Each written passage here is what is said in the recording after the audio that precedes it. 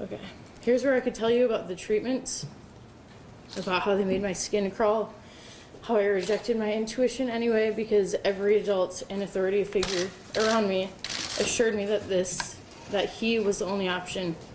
I could tell you about how I told some of my teammates without really telling them, how we all did.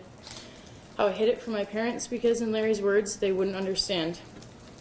I could tell you about how a few years later I was flooded with shame, guilt, confusion.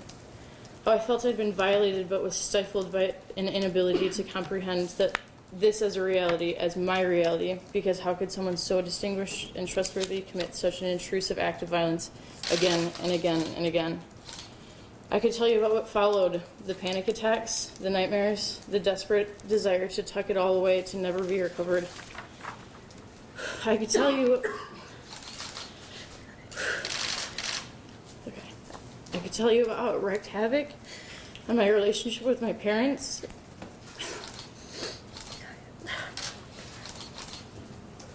How I pushed my mother away when all she ever wanted was to be my rock. Okay. Yeah, sorry. Okay. My urgency here today, though, is to address what allowed an atrocity of this scale to occur. Here's the thing.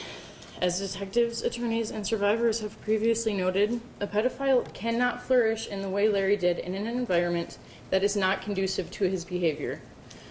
While justice has been served for the sexual predator, it is imperative that we as a society do not view this as an isolated incident. He was prolific because surrounding authorities allowed him to be, because the gymnastics world allowed him to be, because still women are not perceived to be credible. Gymnastics, and to my knowledge, sports like dance and figure skating, functions within a very specific culture, one in which young girls face a virgin-whore dichotomy where we had to be pure, innocent, perfect, while simultaneously over-sexualized before we even understood what that meant or the weight that it carries. Crude comments, inappropriate remarks on our bodies, incredibly uncomfortable situations, consistently creepy men towering over us, the pressure of narrow Eurocentric beauty standards, etc. I could go on.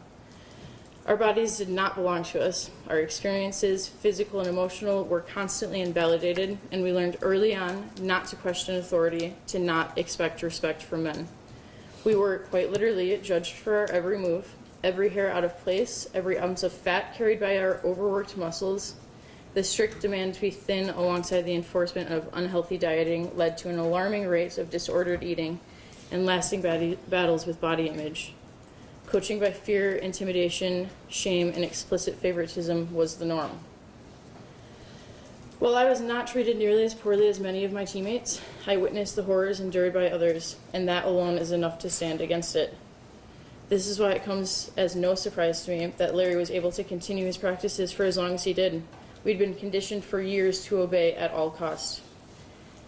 How could we have been expected to question his authority, his treatment, and how could anyone have expected those coaches who psychologically damaged us with their cutting words, their misogynistic degradations, their utter dismissal of our emotions, emotional and physical needs, to protect us from other forms of abuse?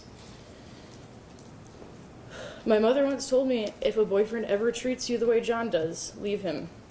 As an adult with my own agency, I now know that a coach shouldn't treat you that way either. It is important to note that not all gyms are like this. I completed my last year as a club gymnast at age 17 at our athletics in Grand Rapids, a gym run by women for women, and as far as running around in annoying leotards, inhaling chalk, obsessively practicing frightening and painful tricks, it was absolute bliss. My time spent at this gym was a reminder that gymnastics could be fun, productive, healthy, that discipline, hard work, and ultimately success can exist without the presence of fear, intimidation, and abuse. The unfortunate reality of this, however, is that our athletics is a rare gem. In my opinion, though, it is the only way to practice gymnastics. The rest is unacceptable. My experience as a gymnast is my own and may or may not be unique to many others, but it is my truth. My purpose in delivering this statement is not to seek revenge, but rather to raise awareness, to address the issues I faced as a young gymnast, the issues that in part drove me to pursue social justice and women's studies in academia.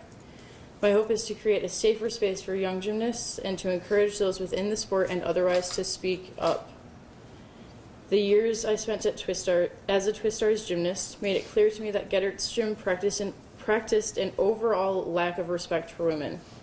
While I do believe John, and many coaches like him, possess some level of affinity for their gymnasts, we simply were not valued as the individuals we were, but rather vehicles to his personal road to success. By extension, when numerous adults refused to believe Larry's victims, when MSU and USAG refused to listen to those who came forward long ago, when some continue to espouse abuse in the defense of a mere sport, this is a direct reflection of the patriarchal system in which we all function today. This is what makes the Nassar trial bigger than gymnastics.